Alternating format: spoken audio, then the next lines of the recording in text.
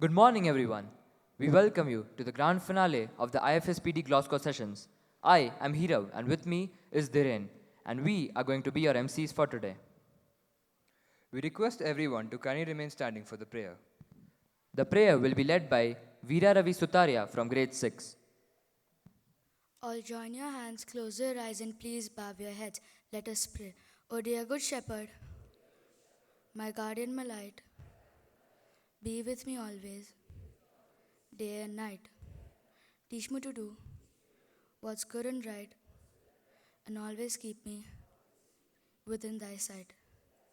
Amen. All are to be seated.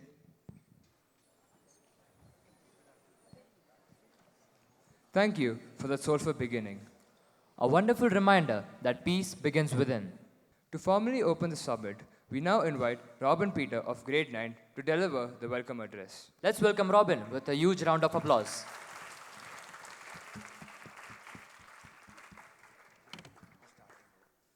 Good morning, everyone, and welcome to the grand finale of the IFSPD Sustainability Summit 2025. This summit has been a living example of that spirit.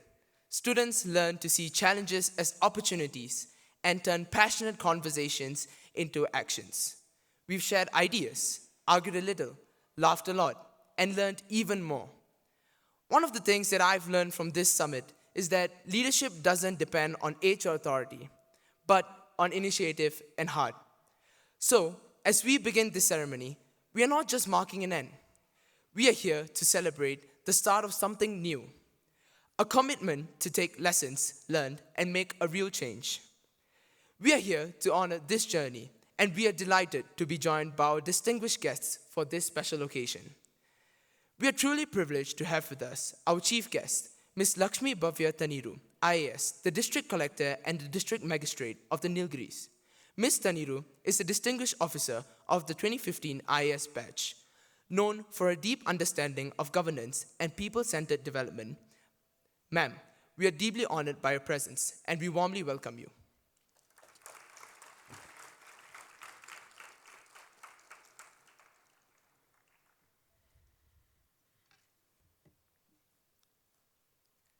We also extend a warm welcome to Mr. Sangeet Varghese, President of the Board of Directors, IFSPD Europe. Mr. Varghese is a Harvard and London School of Economics alumnus who has worked with the United Nations, World Bank, and Fortune 500 companies. Sir, we are privileged to have you with us, and we warmly welcome you.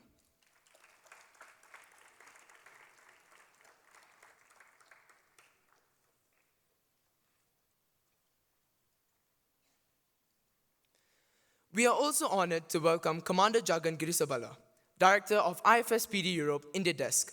A veteran of the Indian Navy, Commander Jagan specializes in missile technology and now leads sustainability and diplomacy education initiatives. Sir, we are delighted to have you with us, and we warmly welcome you.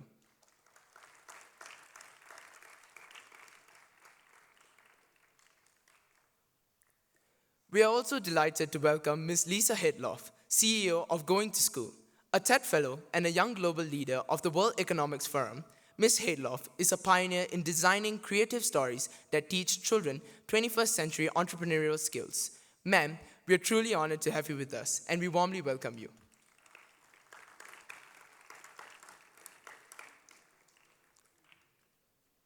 I also take this opportunity to warmly welcome our school president, Mr. Jacob Thomas, our senior vice president for student and staff welfare, Ms. Sarah Jacob, our head of school, Mr. Vinod Singh, and our headmistress, Ms. Deepa Suresh, and all our coordinators, staff, and students.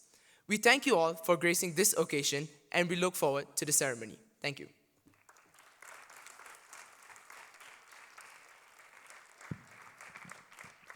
Thank you, Robin. Thank you, Robin, for setting such a thoughtful tone. A perfect start to a day dedicated to peace, sustainability, and global citizenship. We now move to the address by the chairs of our groups. These young leaders embody the vision of IFSPD through vision and commitment. We welcome Shania Sheth of grade 7, representing the Group A. Good morning, everyone. As chair of the Glasgow Summit, I had the honor of facilitating a crucial discussion centered on the Global Plastics Pollution Treaty, a challenge that affects us all. The case study we examined traces the ongoing negotiations since 2022 to create a legally binding treaty addressing the entire life cycle of plastics, from production to waste management. This complex issue brought together diverse perspectives: high ambition countries advocating strict regulations, petrochemical-reliant nations concerned about their economies, and developing countries seeking support for infrastructure and pollution control. Our task was to navigate through differing interests and find common ground. We debated tough questions such as balancing environmental goals with economic realities and how to fairly distribute responsibilities and support. After rigorous discussion and negotiation, we reached a consensus. Norway will share their plastic recycling machines with India and Saudi Arabia, and together they will try to stop plastic pollution by 2050. On a personal note, chairing the summit was an insightful learning experience. I deepened my understanding of international diplomacy and policy making. I strengthened my skills in mediation, active listening, and managing diverse viewpoints to foster collaborations. I also gained a greater appreciation for the complexities countries face beyond drafting agreements, especially implementing and financing solutions. Would I do it again? Absolutely. This role was both challenging and rewarding, offering invaluable growth as a leader. With the lessons I learned, I would approach future chairing with even more confidence and effectiveness. Thank you all for your contributions and trust. Together, I believe we are on the right path toward meaningful global action. Thank you, Shania. We now have Grihita Gowda of Grade 8 representing the Group B. Good morning to our honored guests, respected teachers, and my fellow delegates. I am Grihita Srinivas Gowda, Chair of Group B of Grade 8 students and a proud member of the organizing committee for the IFSPD Sustainability Summit 2025. Over the past 2 days, we have been part of an incredible journey of learning, leadership, and collaboration. This summit brought together 353 students who worked with one shared purpose: to think critically, act responsibly, and create ideas for a more sustainable world. For our group, this experience was both challenging and inspiring.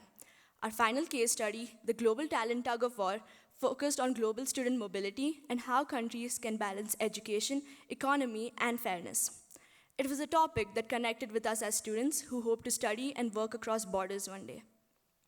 Each of our institutional teams played an important role in solving this complex issue. The policy analysts laid the foundation by explaining the facts and data behind student migration. The Economic Forum and Business Council studied the financial impact and suggested practical measures, such as creating fair exchange programs and reinvesting in education. The Ethics and Sustainability Council made sure that every proposal respected equality and responsibility. The Research and Documentation team recorded discussions and clearly helped organize key insights. The Media and Social Media Desk kept the audience informed and made sure the process stayed transparent. And the Public Voice team represented the thoughts and feelings of students everywhere, reminding us why these conversations truly matter. Together, these teams created a balanced and thoughtful outcome: the Paris Declaration of Global Student Mobility. It included ideas such as joint degrees between countries, fair visa processes, and equal opportunities for all students. This was not just a policy proposal. It was a vision for a fair and connected future. As chair, it has been a privilege to watch my peers work with such dedication and respect. I learned that good leadership means listening, guiding, and helping people find common ground. This summit showed us that sustainability is not only about protecting the environment, it's also about fairness, empathy, and the choices we make every day. I would like to take a moment to thank our organizing committee, whose hard work made this summit possible. Pratham, our president; Millet, our operations head; Raylan, our hospitality head; Ryan, our marketing head; Janvi, our co-chair; and myself as chair for Group B, under the guidance of our overarching committee member, Disha. On behalf of the Grade 8 Council, I extend my deepest gratitude to all teachers, mentors, and delegates for their dedication, ideas, and enthusiasm. Together, we have proved that when young people work with integrity, teamwork, and purpose, we can truly create a more sustainable and just world. Thank you. Thank you, Grihita. We now welcome Priyansh Gupta of grade 9, representing the group C. Good morning to one and all present here. Standing here today as the chair of Group C, I feel both proud and grateful. Over the past 2 days, we have lived the full experience of the IFSPD Glasgow Sustainability Summit, a space that has challenged us to think deeply, speak thoughtfully, and work collaboratively. From our cohort rounds yesterday to our summit session today, every phase has reflected the purpose of this event to understand global challenges and work and explore solutions through diplomacy. What began as a research soon grew into something more: teamwork, listening, and critical reasoning.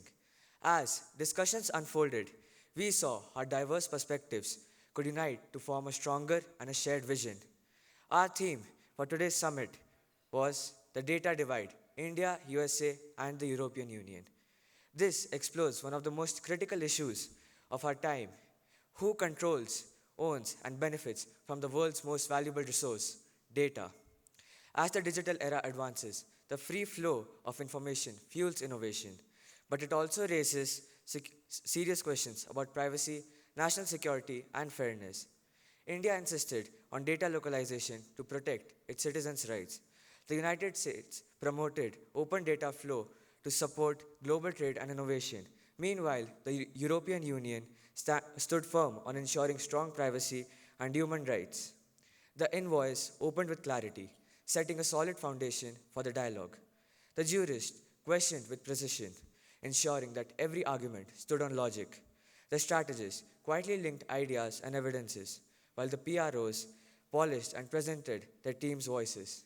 Our diplomats reminded us that negotiation isn't just compromise, it's trust and understanding. Together, these roles gave rhythm to our summit. Each round of debate and negotiation showed how structured dialogue can lead to meaningful outcomes, even under time pressure and differing opinions. As a chair, I've been most inspired by how quickly everyone adapted, showing calmness under pressure, cooperation in challenge, and fairness in discussion. These are the marks of true diplomacy. Behind every session stood a network of dedication: the organizing committee and a vice chair, and the faculty members who guided planning and ensured precision. Their coordination allowed us to focus purely on ideas, ethics, and outcomes. As I conclude, I would like to say that we should all carry forward what we have learned: the discipline of research, the courage to speak, and the humility to learn. These are the lessons that extend beyond this auditorium. It has been an honor to chair such a thoughtful and a collaborative group. The energy of my group and the commitment made this summit not just a simulation, but a meaningful exchange of ideas. Thank you. Thank you, Priyansh. Truly inspiring perspectives from our student leaders. Leadership has no age, and today's speakers are just that. Moving from ideas to art, it's time to celebrate culture. Welcome to the land of the rising sun, a land where tradition and myth walk hand in hand. A land of brave samurais, a land of celestial tales, a land of timeless beauty, where every story carries the spirit of honor. Here, legends are not just told, they are celebrated. Our journey begins with the tale of Miyamoto Musashi, the legendary Kensei, the sword saint of Japan. His disciples honor the sharpness of the blade and the legacy of their master through movements as precise and disciplined as the samurais themselves. We now move into the enchanting folktale of Kaguya Hime, the celestial princess from the moon. Born of glowing bamboo stalks, she embodies mystery, beauty, and divine grace. Her eternal return to the heavens is brought alive with elegance that flows like moonlight.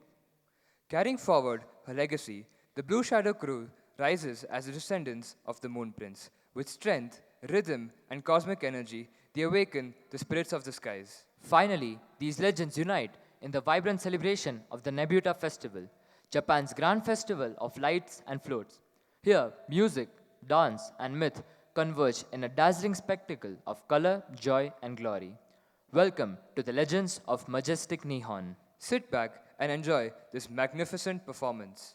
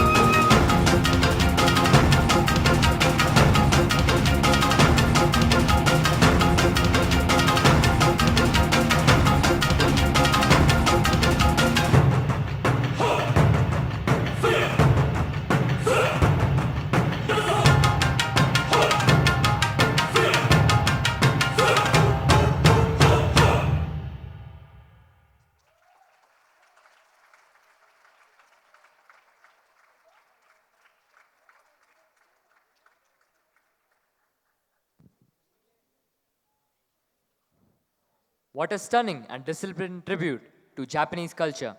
Absolutely, Hirav. A performance full of elegance, expression, and symbolism. We now hear from our institutional teams. Each committee reflects an important pillar of global peace and development. We have presentations from the Policy Analysts Committee, the Ethics and Sustainability Committee, and the Economic Forum. Beginning with Group A. Group A consists of students from grades 6 and 7. From Group A, we have Nalini Ramakrishnan speaking for the Ethics and Sustainability Committee.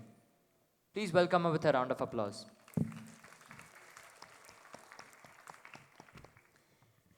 Good morning, distinguished delegates and fellow participants. I am Nalini Ramakrishna, representing the Ethics and Sustainability Committee. Our mission is to ensure that the Global Plastics Pollution Treaty is not only effective, but also fair, moral, and truly sustainable. When reviewing the plans, we asked one guiding question. Are we doing what's right for both people and the planet and for the future? Yesterday proved to be one of the most enlightening days for our cohort. We began with a big question. Should humans start a private colony on Mars? It was fascinating to explore both sides. On one hand, there was the excitement of discovery and innovation. On the other, the reminder that we must care for the world we already have. That discussion taught us that true progress means balancing ambition with responsibility. Later, we challenged another group's debate on Airbnb and the housing crisis in San Francisco. That conversation showed us how innovation, while promising, can also create problems if not guided by fairness and empathy. Then joining the Ethics and Sustainability Committee brought everything together. We explored how ethics means doing what's right even when it is difficult, and how sustainability means protecting people and the planet so that future generations can thrive. We learned that leadership is not about control or competition, but about cooperation, understanding, and shared purpose. As we negotiated with other committees, bigger questions arose. Can the world grow without harming the planet or leaving anyone behind? We realized that rich countries can help not through charity but through partnership, by sharing clean technology, funding green projects, and supporting developing nations to build strong eco-friendly systems. Each country's path is unique. Norway can show that clean energy and strong laws protect both nature and the economy. Saudi Arabia can shift from oil to renewables while creating new jobs. India can clean cities, build green industries, and create sustainable jobs with global cooperation. Together, nations can grow and go green if they share ideas, technology, and hope. Each country proves there is no single path forward, but every nation has a part to play in building balance between growth and care for our planet. If we carry these lessons of ethics, sustainability, and unity, we can be the generation that builds a smarter, kinder, and greener world. Now let me share our final ethical scorecard. Norway has shown strong leadership with ambitious action against plastic pollution. Its strict recycling laws and waste cutting goals are impressive. However, not every country can reach those standards yet. Norway should share its technology and support others. We gave Norway the rating 4 out of 5, strong on environmental duty, but could show more global fairness. Saudi Arabia focuses on protecting jobs and industries linked to plastics. That care for people is important, but if production stays high, pollution may not drop fast enough. Their request for time and financial help is fair, but must come with clear green action. We rated Saudi Arabia 3 out of 5. Fair to workers, but not yet fair to the planet. India has acted as a bridge between rich and poor nations, balancing the need to protect nature and livelihoods. It called on richer countries to share money and technology, showing that leadership through fairness and cooperation. India received a rating of 4 out of 5, realistic, kind, and balanced. Together, these lessons remind us that real progress comes not from competing, but from working together with ethics, empathy, and shared responsibility. Thank you. Thank you, Nalini. That was truly enlightening. Now we have Vishwarjuna Dayaneni speaking for the Policy Analysts Committee.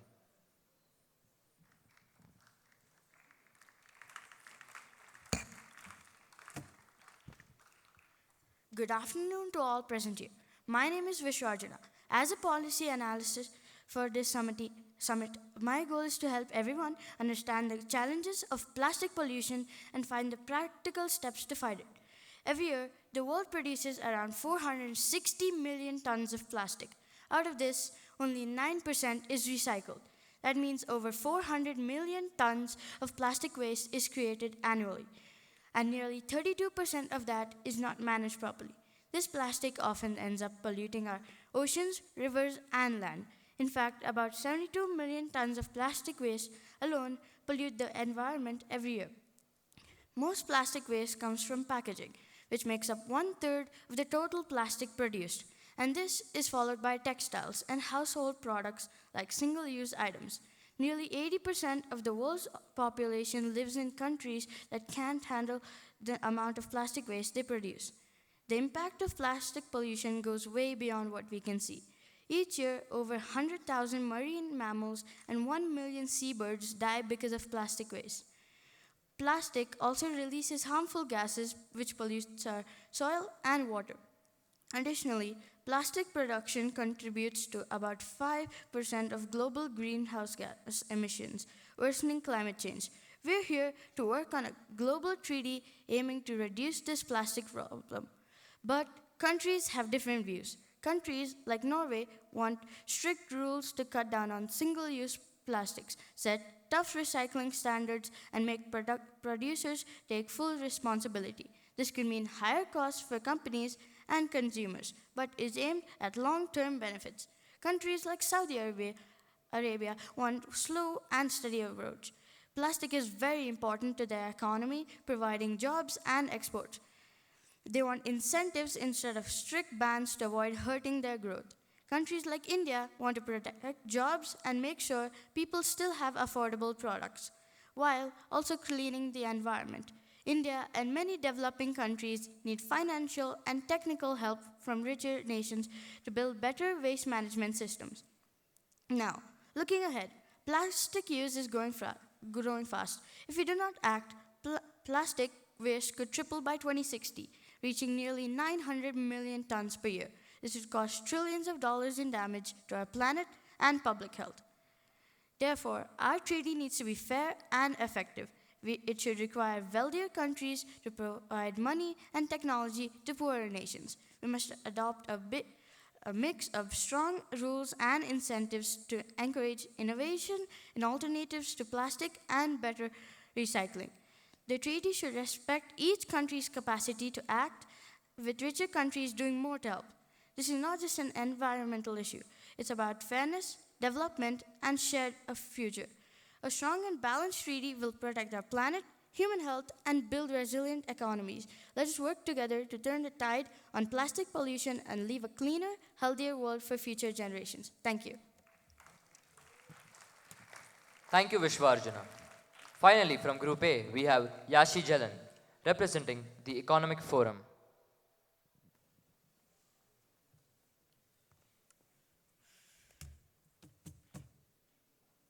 Ladies and gentlemen, distinguished delegates, welcome. My name is Yashi, and today I'm representing the Economic Forum. Yesterday, we had a cohort round in IFSPD where we were divided into groups and took part in a debate case study. Should humans live on Mars? It was engaging. It was an engaging and a thought-provoking discussion with loads of exchange of ideas and opinions. Overall, an excellent learning experience. After which, we gathered in the Mowbray Hall, where we were divided into groups. Each group was assigned a topic to research and prepare. My group was Economic Forum, and today I'm going to speak about Economic Forum's impact on plastic pollution. Plastic is often discussed as an environmental challenge, but today I want to speak about its economic cost. Because behind every piece of plastic waste that ends up in our rivers, oceans, and landfills, there lies a heavy financial burden that every nation is already paying for. Every year, the world produces over 400 million tons of plastic, yet only a small fraction is recycled. The rest, the bottles and the packaging, are discarded carelessly. That doesn't disappear. It clogs in our city, contaminates our soil, water, and quietly drains billions of our economy. Let's look at what it means in real terms. First, the cost of cleaning up plastic waste is enormous. Local and national government spends billions each year collecting and disposing it. In many developing countries, these cleanups consume a large share that is already limited in municipal budgets. Money that could have gone to schools, healthcare, and infrastructures. Second, plastic pollution is damaging the world fisheries and marine economy. Plastic in the ocean reduces fish stocks, harms coral reefs, and destroys marine habitats. For communities that depend on fishing, this means a loss of income, higher operating costs, and delegating the food security. Global losses in fishing and aquaculture from plastic related to damage and estimated in tens of billions of dollars annually. Third, there's a major impact on tourism across Asia, Africa, and small island nations. Polluted beaches and coastal waters are driving visitors away. Tourism plays a vital role for the source of job, and foreign exchange suffers when the plastic litter becomes a face of destination for many coastal economies and transits into millions of lost revenue every year. Fourth, plastic waste contributes to urban flooding. When drains and waters are blocked by discarding plastic, cities experience heavy floods, leading to property damage, business disruption, and expensive repairs. In some regions, a single flood event linked to plastic waste can wipe out the monthly local economical activities. Fifth, plastic pollution is creeping into our agriculture.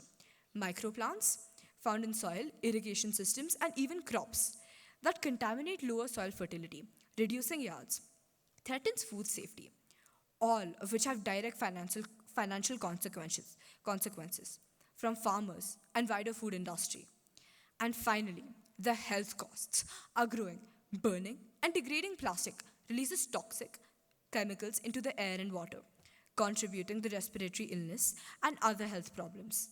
Tentatively, these conditions add up to pressure to public health systems and reduce workforce productivity.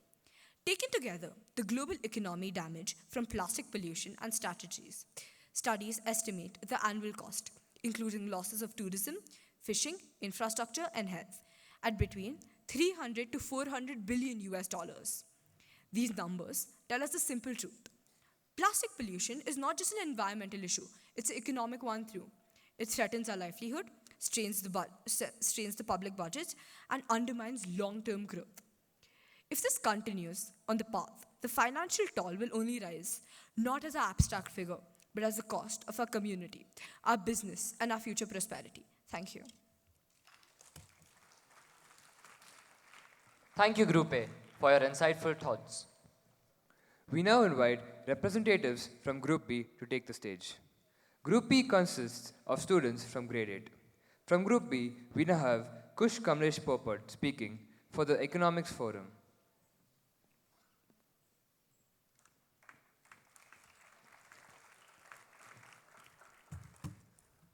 Good afternoon, distinguished delegates, esteemed educators, and bright young minds. I'm Kush Kamlesh Popat of grade 8, representing the Economic Forum of the Paris Summit. We had an opportunity, as a result of the summit, to assess the global economic value of student migration and future workforce implications. India's vision through the return mobility pathway and skilled return fund is simple. When knowledge circulates, economies grow. Today, we are reminded that student mobility is not a race for talent, but a partnership for prosperity. For India, returning graduates fuel innovation and entrepreneurship.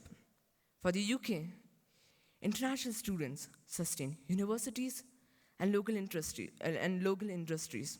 And for the US, global talent powers research, technology, and competitiveness. Together, this flow of people and ideas generate over $300 billion annually, strengthening every nation that participates. By ensuring visa transparency and ethical recruitment, we make this exchange not just profitable, but principled. Through this summit, we turn this talent tug of war into a circle of opportunities where learning builds livelihoods and education becomes a bridge between ambition and equity. Thank you.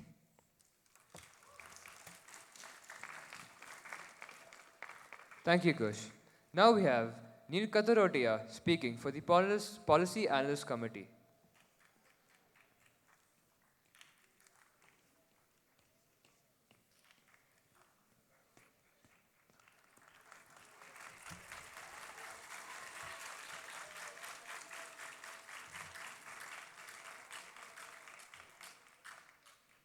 Good afternoon, distinguished guests and delegates, esteemed educators, and my dear friends.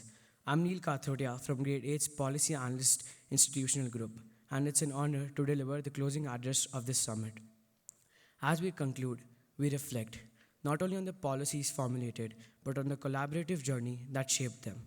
What began as a diverse nation priorities evolved into shared vision through constructive dialogues, evidence-based analysis, and mutual respect. Our decisions highlighted that over 6 million students currently study abroad worldwide, emphasizing the scale of global academic mobility. We also noted that international education contributes nearly $400 billion annually to the global economy, and that over 70% of the developing nations face barriers equitable access due to restrictive visa and funding policies. Together, we drafted frameworks to strengthen transnational education partnerships, streamline visa and accreditation policies to enhance student mobility, propose a global education fund to ensure inclusivity across socio-economic backgrounds. Beyond these policy outcomes, this summit demonstrated the essence of diplomacy and negotiation grounded in empathy, critical thinking, and cross-cultural understanding. As we move forward, may this summit stand as the testament of the youth-led policy innovation, providing that global progress begins when collaboration transcends competition. Thank you. Thank you, Neil. Next, we have Alan Anthony speaking for the Ethics and Sustainability Committee.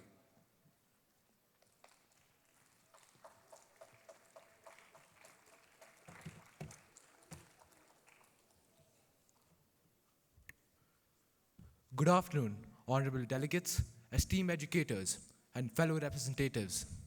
As a member of the Ethics and Sustainability Committee, I, Alan Anthony of Grade 8, I'm not here just to discuss policy, but to uphold principle. The principle that progress must never come at the cost of fairness. As a representative of the Ethics and Sustainability Committee at the Glasgow Summit, our role was to find a balanced, fair, and long-term solution that benefits India, the UK, and the US equally. The Paris Summit revealed an uncomfortable truth. Innovation today has created an unequal flow of knowledge where talent from one nation is used to advance the progress of another. In 2025, over 410,000 Indian students studied abroad, contributing nearly $15 billion to foreign economies. The UK gained £42 billion from international students that same year. Yet, the nations that supply this talent face brain drain, inequality, and financial strain, with families taking loans averaging 40 lakhs. So we must ask, is it fair for opportunity to flow in only one direction? If education is to be ethical and sustainable, it must empower both the giver and the receiver. we propose 3 clear pathways: reciprocity in mobility, reinvestment in equity, and transparency in trust. Let us build a global student and skills mobility framework where brain drain becomes brain circulation and where education uplifts all, not just a few. Let us use it wisely, not for profit, but for progress. Thank you.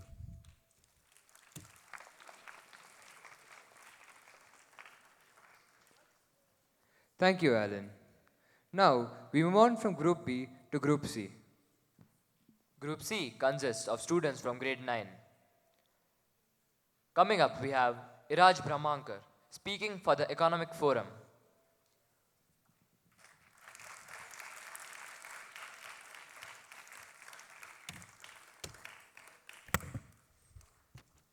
Good morning, distinguished delegates and honored guests. My name is Raj Brahmankar, and I'm privileged to speak for the Economic Forum and the Business Council today. Being part of the IFSPD session was an enriching experience. As a member of the Economic Forum, our main task was to study how different regions, India, the United States, and the European Union approach data governance and its economic impact. We analyzed how policies on data privacy and cross-border information could influence trade, innovation, and global cooperation. The European model stood out for its balance between economic openness and strong privacy protection. It showed us that economic progress and ethical responsibility can go hand in hand. India's focus on data localization supports local industries while the US promotes free data flow to boost innovation.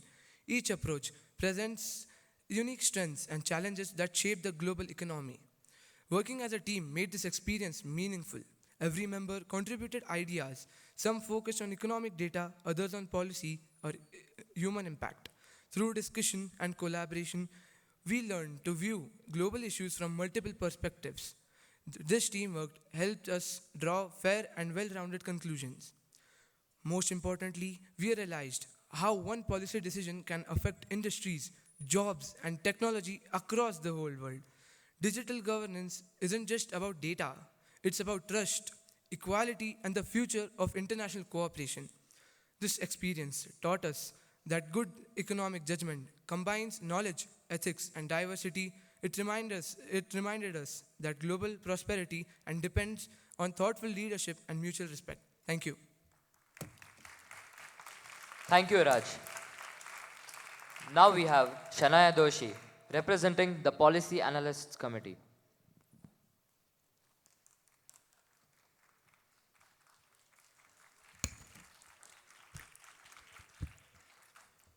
Data is the new oil, but unlike oil, it must be refined with ethics, privacy, and trust. Good afternoon, respected chief guests, faculty members, and fellow stakeholders.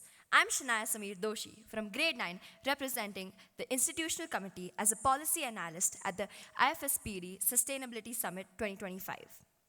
Throughout this summit, our team explored one of the most pressing challenges shaping our world today: the data divide between India, the United States, and the European Union. As policy analysts, our role was to research and present accurate information on cross-border trade, cybersecurity, and privacy breaches, ensuring that every policy proposal was built on facts, not assumptions. This experience opened our eyes to the reality that data has become the world's most powerful resource, influencing national security, innovation, and global cooperation. We witnessed India's push for data localization in the name of sovereignty, America's advocacy for free data flows to support open trade, and the European Union's effort to strike a balance between innovation and privacy through GDPR-like frameworks. Through countless debates and discussions, we learned that no single model fits all. The true solution lies in collaboration, building systems that protect privacy while facilitating progress. Our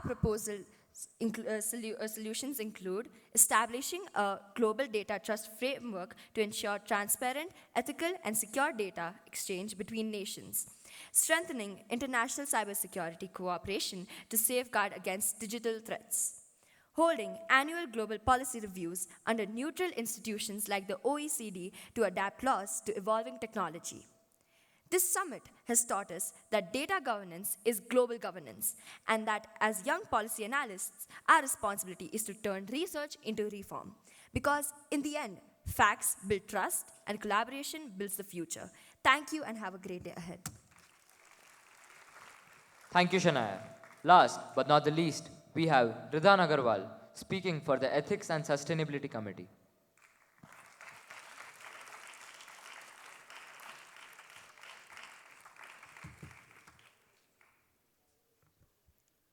Good afternoon to one and all present here. I am Ridan Agarwal, here to present the Ethics and Sustainability team. The guiding concept of ethics and sustainability are crucial as we tackle the challenges of the global digital data governance. Ethics demand that we protect people's privacy and dignity by being open, responsible, and equitable. These values strengthen confidence, guard against data, and shield rights from discrimination and surveillance. In an increasingly digital environment, ethical governance is essential to uphold human values. Sustainability requires us to think about how our policies will affect society, the economy, and the environment in the long run. The entails minimizing the environmental impact of data infrastructures, encouraging inclusive digital involvement, and promoting equal access. Sustainability promotes ethical innovation that safeguards our digital ecosystem's future. Our ethical and sustainability team has put in lots of effort to make sure that these values run through every phase of the discussion. Through ethical, equitable, and sustainable lenses, we critically examine each plan, promoting social justice and accountability that align with the interests of our country. To make sure that the solution adhere to these fundamental principles, we also created an ethical scorecard to assess the moral coherence of the final result. The resulting Global Digital Data Accord is a human-centered, balanced framework that ensures sustainability, promotes innovation, and protects privacy. By working together, we can create a digital future that protects rights, promotes trust, and protects the environment. Thank you.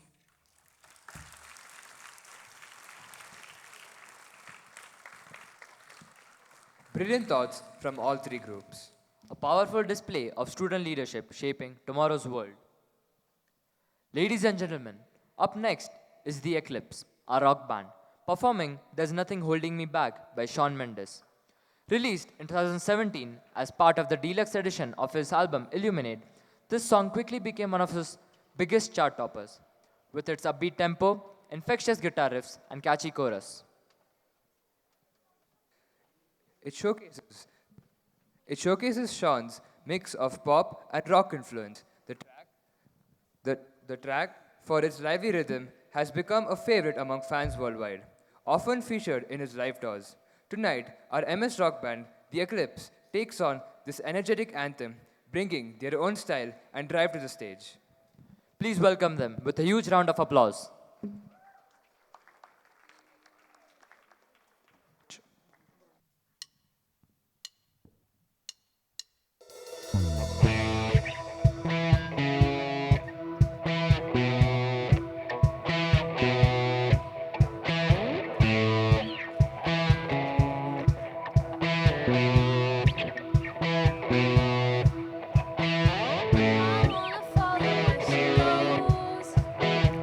I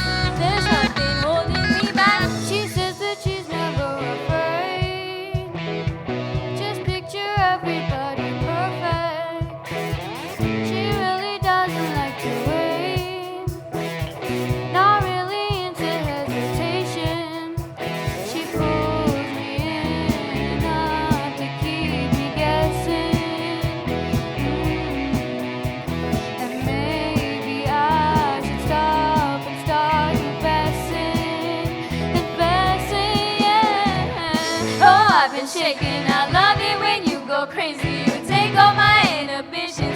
Baby, there's nothing holding me back. You take me places that tear up my reputation, manipulate my decisions. Baby, there's nothing holding me back.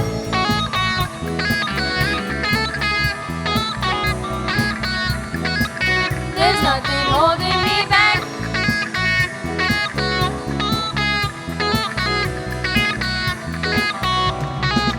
Cause if we lost our minds and we took it way too far, I know we'd be alright. I know we would be alright if you were by my side and we stumbled in the dark. I know we'd be alright. I know we would be alright. Cause if we lost our minds and we took it way too far, I know we'd be alright. I know we would be alright if you were by my side and we stumbled in the dark. I know we'd be alright. I know we would be alright. Oh, I've been shaking. I love it when you go crazy. You take all my inhibitions. Baby, there's nothing holding me back. You take me places that tear up my reputation, manipulate my decisions. Baby, there's nothing holding me back.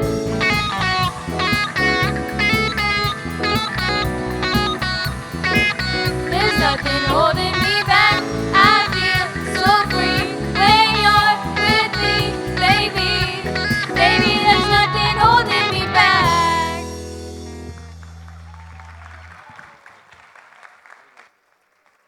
That was electrifying. Music with power, passion, and purpose. What a fantastic performance. Now, the moment we are truly honored to witness, the address by our chief guest. We welcome Srimati Lakshmi Bhavya Taniru, IAS, District Collector and District Magistrate for the Nilgiris. Please welcome her with a huge round of applause. Good afternoon, everyone. Respected head of the school, faculty members, representatives from IFSPD, dear students and distinguished guests. It's a privilege to be here today at the Good Shepherd International School to celebrate your recognition as the South Asian Champion School for 2025 under the IFSPD program. This distinction reflects the school's steadfast commitment to nurturing responsibility, empathy, and future readiness among its students.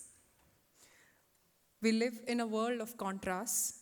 Humanity has achieved remarkable scientific and technological progress, yet the planet faces unprecedented environmental and social crises, be it the climate change, the biodiversity loss, resource depletion, and widening inequities.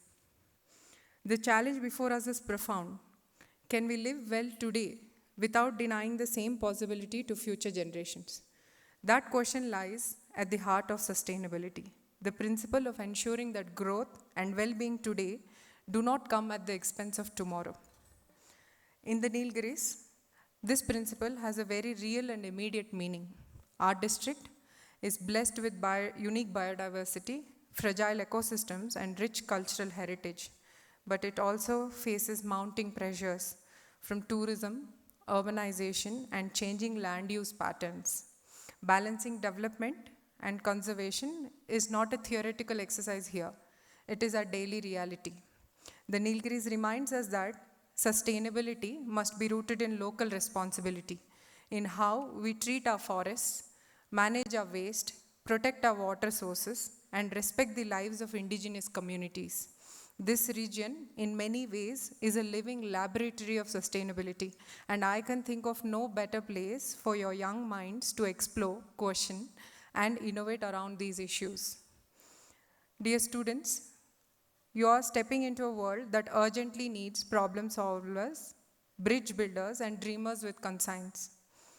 The sustainability journey that you are beginning today is not just about protecting nature, it is about redefining progress itself. You have the power to shape a future where technology serves humanity, where consumption is guided by care, and where leadership meets stewardship. Your projects, debates, and startups will not just build portfolios, they build purpose. Each local initiative, whether it's a waste management idea, tree planting drive, or a social startup, can spark change far beyond your campus. You represent the generation that will not inherit the earth as it is, but as you make it. So as you embark on this program, remember that sustainability is ultimately a moral choice, a choice to live with restraint, respect, and responsibility. It is about finding harmony, not only with the planet, but with one another. I congratulate the Good Shepherd International School for this well-deserved recognition and thank IFSPD for empowering young people to think globally while acting locally. May this partnership continue to inspire learning that is ethical, experiential, and transformative in its impact. So this is the official speech. So otherwise, I have a few words that I want to share with the students. So in the Nilgiris district, that is the district where your school is right now, it is very unique for all that you already know. But then we also have very unique laws, which are not, enforced anywhere else, leave alone other parts of the country, but even in other districts of Tamil Nadu. How many of you are aware that the single-use plastic is banned in the district? Right. So that's a very good sign because almost every student raised their hand.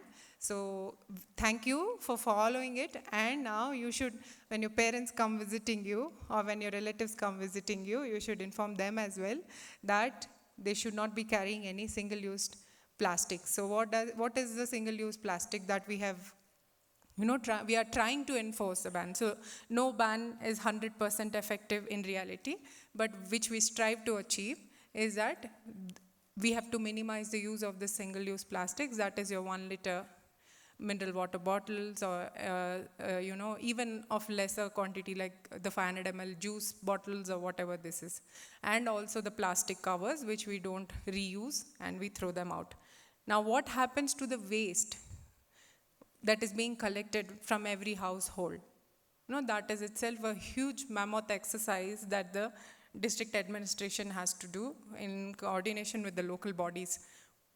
For a fact, last week we had someone visiting from the Metro Group, that is your footwear brand. I think many of you might have visited their stores. They've come and collected 8 tons of slippers that were thrown in the waste from one local body. So we have almost 45 such local bodies in the district. So 8 tons of slippers. When you discard the slippers, did anybody think where does the slipper go? So it extends beyond discussion sometimes, and I would definitely suggest you all visit one of our waste processing facilities so that you will understand on the ground, at the field level, how much work goes into clearing the waste. Because we have vegetable waste, which of course all of you know. What do we do with vegetable waste? Yes, you compost it. But in regular other areas, composting is easy because it's sunny and bright all the time. Here again, Nilgiris, to compost, it takes a lot of time because it's cold and then it rains. So, but still we have some systems in place. So the non-biodegradable waste, we again segregate into recyclables. That is, we have all this plastic which we collect, the wrappers, the Lays chips packet, or like, I don't know, sorry I mentioned the company, but any chips packet or your wrapper, biscuit wrapper, anything, chocolate wrapper, all of these we collect and then we bale them. Bale as in we stack one above the other, compress them, and then we send it to cement factories. And now Nilgiris does not have any cement factory nearby. So it goes almost 300 to 400 kilometers. We pay to send this waste because we don't have space to put the plastic waste here. So all of this will make you realize how we should be responsible in our day-to-day life. It might be a small wrapper, it might be a small, a rubber band, whatever it is, we just throw it in the dustbin, not understanding how much work should be put into to process all the waste. So leaving that thought, I would request all of you to please visit some of our facilities sometime so that it will give you more practical knowledge how we do it on the ground as well. And like I would say all the time, it is always wonderful to be amongst children here in school, especially because I miss my school a lot. So it's always nice to be here. Thank you.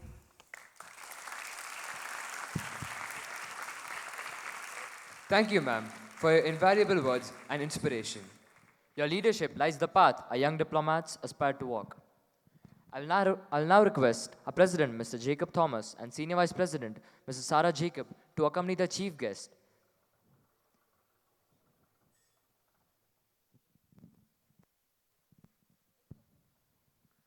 Kindly do us the honor of presenting the certificates to our participants. We now move to acknowledging dedications and effort. It's time for the distribution of certificates. Handing over the mic to Asma. Good afternoon to everyone present here. It gives me immense pleasure to announce the awards for the Glasgow Summit.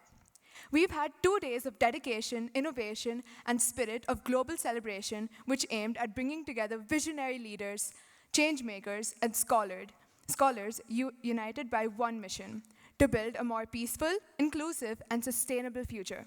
So, here are the awards from Group A, consisting of grades 6 and 7. The best envoy goes to Manya Reddy.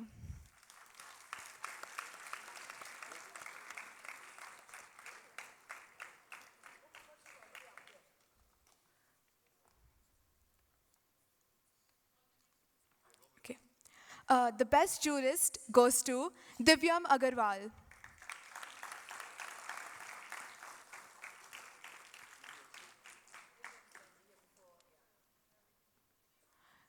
Divyam Agarwal is requested to come on stage.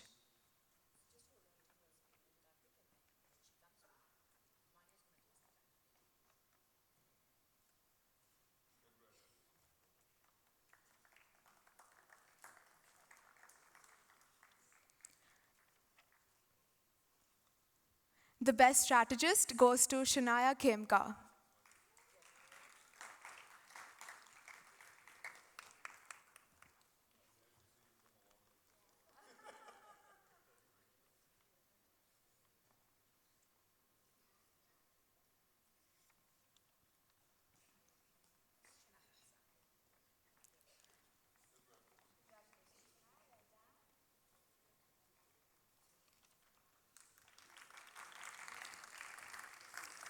The best diplomat goes to Johann Matthew Sharin.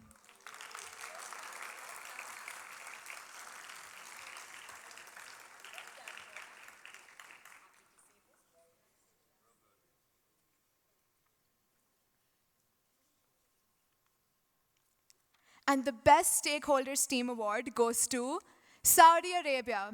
I request the entire stakeholders team to come and receive the certificates.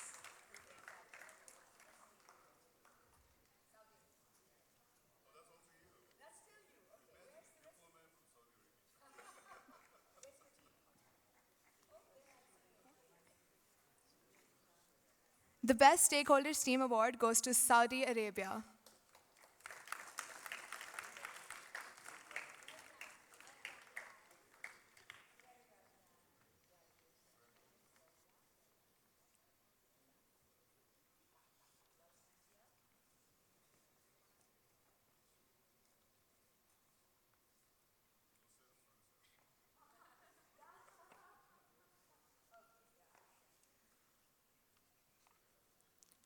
The Best Institutional Team Award was secured by the Economic Forum. Can we have the entire Economic Forum of Group A to come and receive the certificates?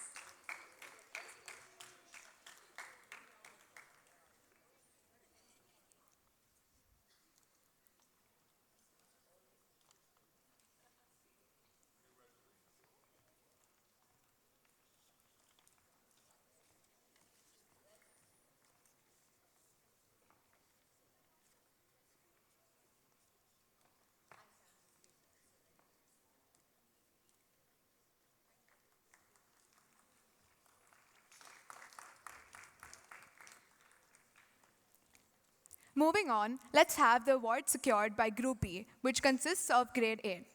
The Best Envoy is received by Arnav V.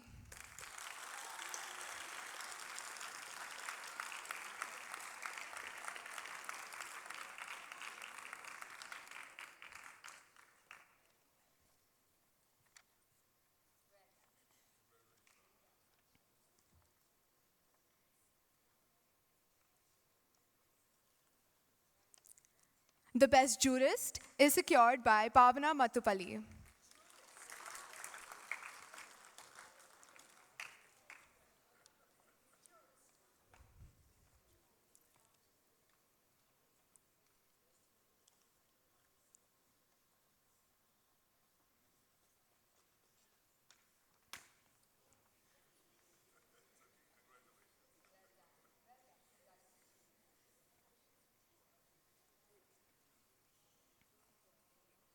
The best strategist is Rayansh Javani.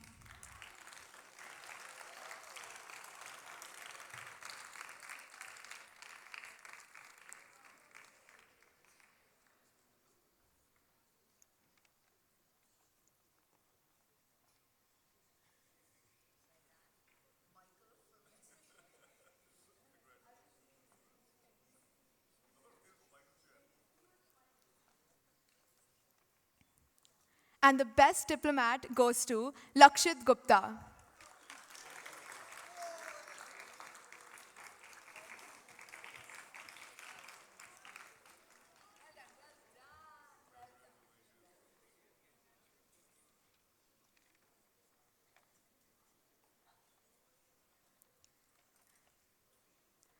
The best institutional team from Group B is the Economic Forum.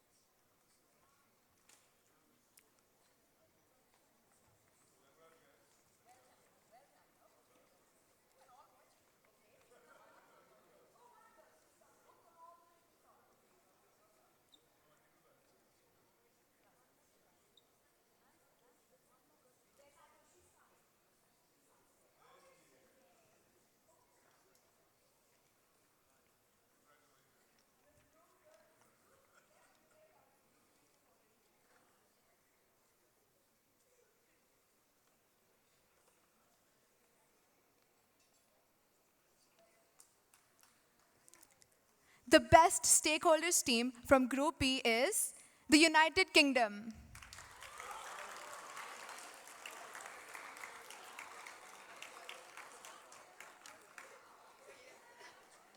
The United Kingdom.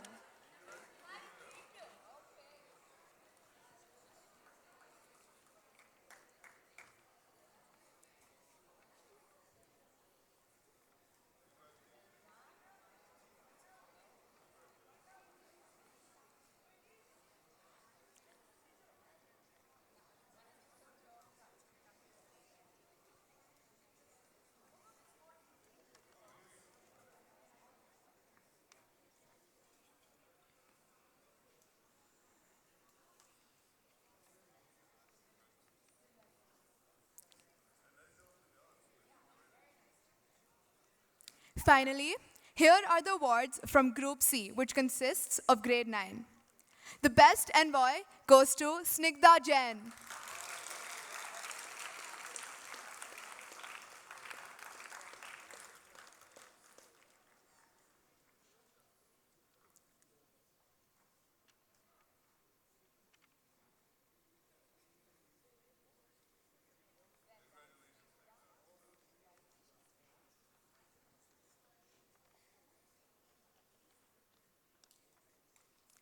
The best jurist goes to Asma Gajera.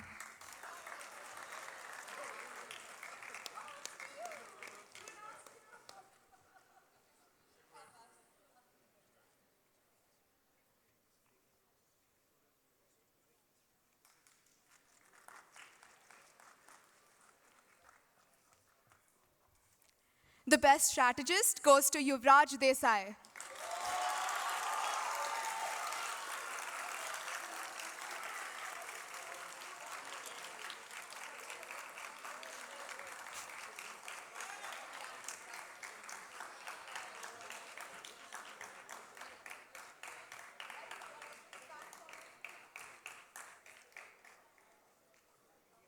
And the best diplomat goes to Robin Peter.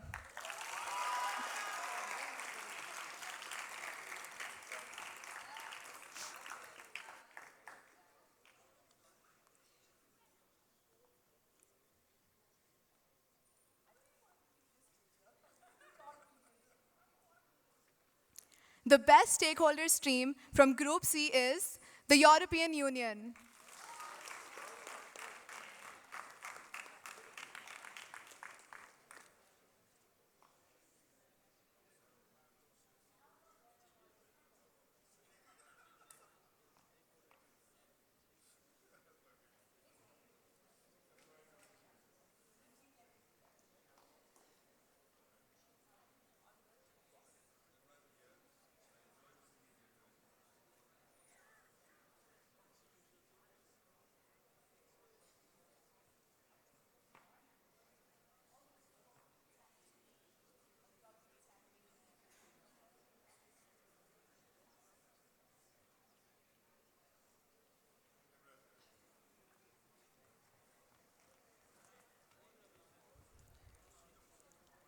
Last but the least, the best institutional team from Group C goes to Ethics and Sustainability.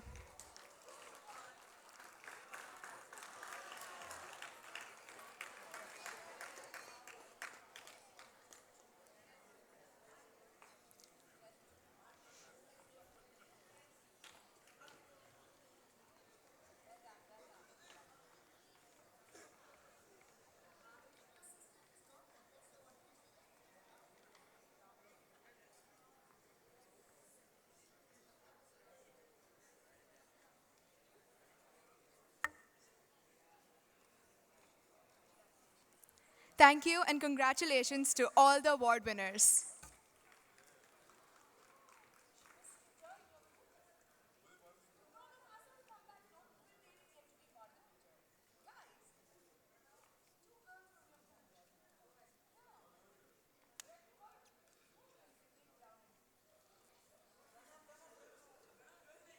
I request members of the organizing committee to please come up to the stage.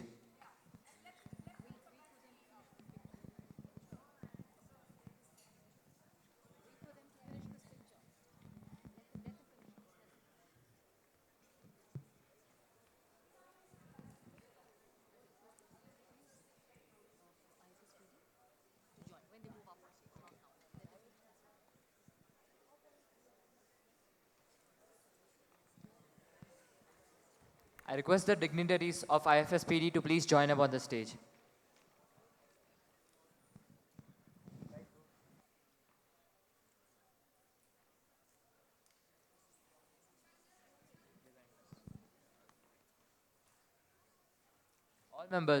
All members of the organizing committee are requested to come up to the stage.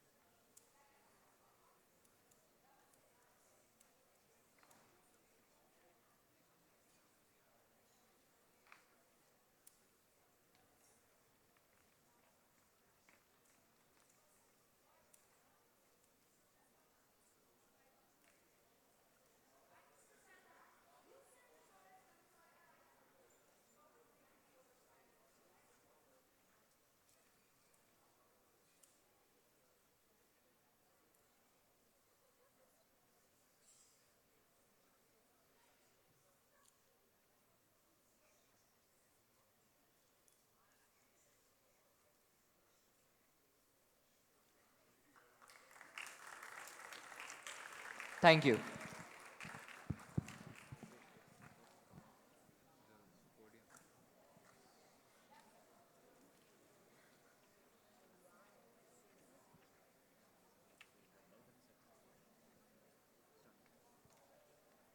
Every event of this scale is built on teamwork, support, and vision. To extend our heartfelt thanks, we invite Disha Khinwal from Grade 8, member of the overarching committee of the summit, to deliver the vote of thanks.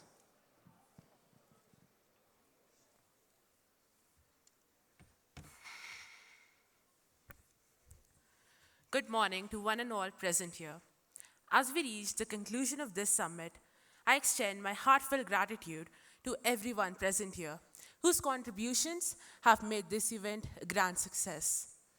First and foremost, our deepest appreciation goes to our chief guest, Ms. Lakshmi Bhavya Taniru, IAS, for honoring us with her presence today despite her busy schedule.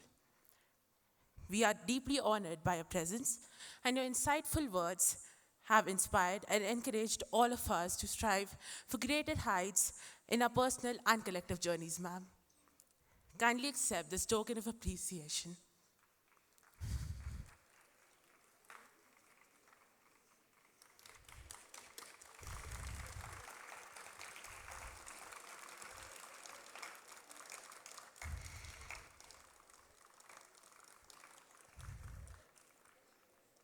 A huge thank you to our esteemed guests of honor, Mr. Sangeet, Director of IFSPD Europe, Commander Jagan, and Ms. Lisa, whose unwavering support has motivated us to strive for excellence and seek the leader within ourselves.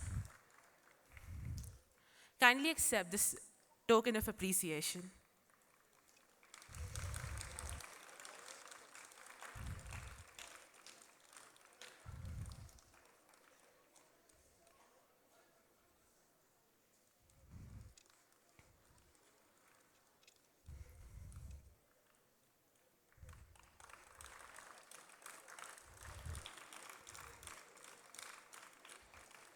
I'd like to express my sincere thanks to our President, Mr. Jacob Thomas, and to our Senior Vice President, Mrs. Sarah Jacob, whose visionary leadership has given us this unique opportunity to participate in the IFSPD Glasgow Sessions and Sustainability Summit, to hone our skills and learn more as we prepare to become responsible leaders capable of creating positive change in our communities worldwide.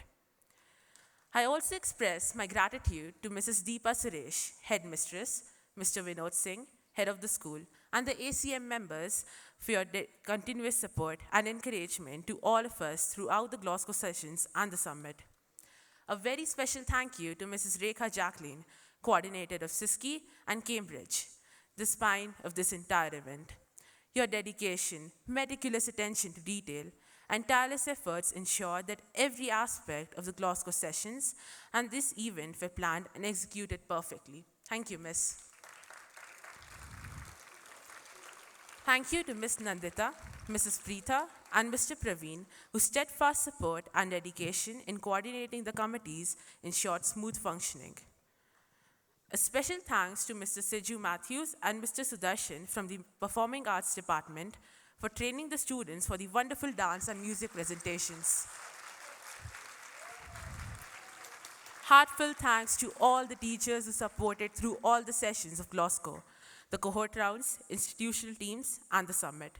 Your selfless dedication and constant efforts behind the scenes have played a crucial role in the success of this summit.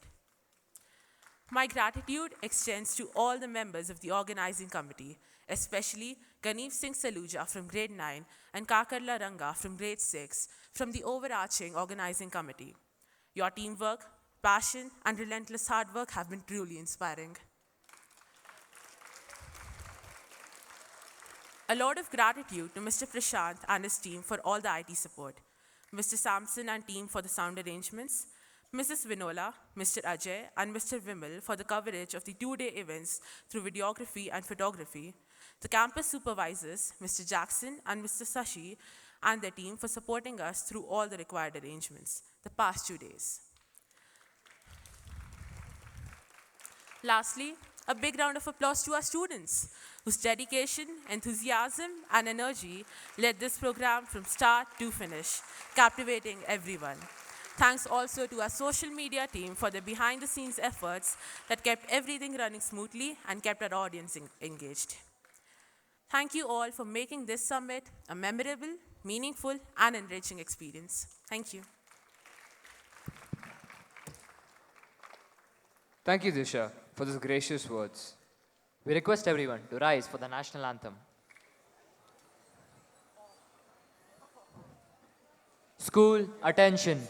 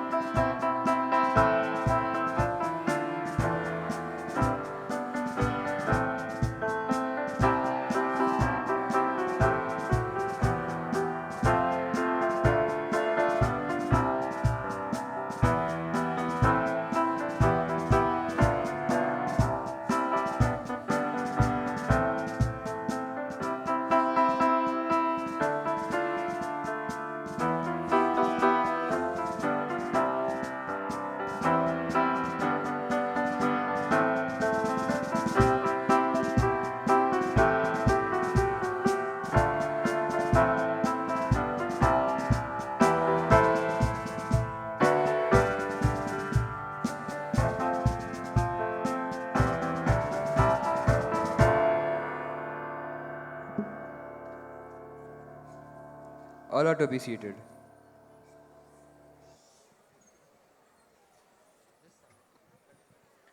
This summit stands as a reminder that peace is not a dream, it is a full responsibility.